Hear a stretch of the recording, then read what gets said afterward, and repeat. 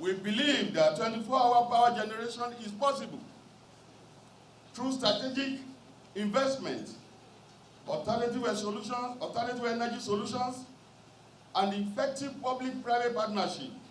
We shall work tirelessly to provide reliable power infrastructure that will stimulate industrial growth, attract investors, and create thousands of jobs across our state.